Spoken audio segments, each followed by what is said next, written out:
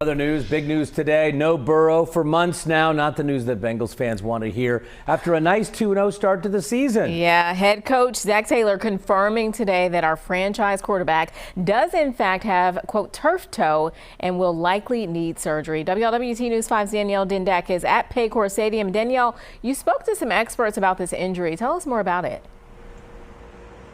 Yeah, Ashley, I did. Joe Burrow's left toe was the talk of Cincinnati and really much of the nation, with many people speculating how long QB1 could be sidelined. Second quarter of Bengals vs. Jags, and Cincinnati takes a massive blow. This pain familiar.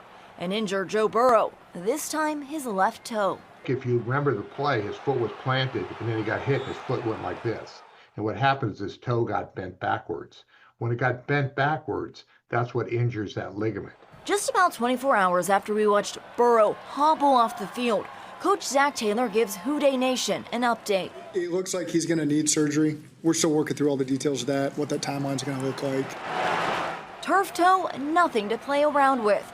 Renowned orthopedic surgeon Timothy Kremchek may not be Burrow's doctor, but he is an expert in this field. The big toe is extremely important as far as athletics, balance, running, and even in the throwing, accurate, and as accurate as he is, how important it is. So this is nothing to be taken lightly. In his 6 seasons with the Bengals, Burrow will need surgery for the 3rd time. The ligaments in the knee, then the ligaments in the wrist, now the ligaments in the foot. Is this something that Bengals fans have to be worried about when it comes to Joe Burrow? No. If you watch number one, his ligament of his knee, that was a traumatic injury, and you watch the injury yesterday, I mean, he had his foot planted and had a number of hundreds of pounds on him. So it is nothing with him. It just happens to do the nature of where his foot was, the nature of the game, and an unfortunate incident.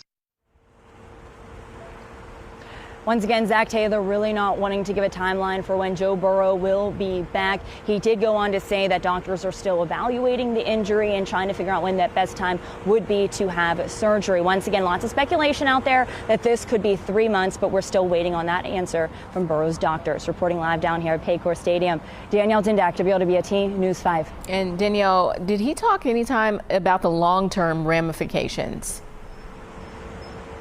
Yeah, Ashley, he did say the good news here is that he does not think that this would be a season-ending injury. He did say once that this is fixed and he gets that proper therapy, he should be back with no long-term issues. He also said there's something that they could put in the cleat to help him once he's back as well. Of course, we're thinking about Joe, but we want him to recover soon and everything go well. Danielle, thanks so much.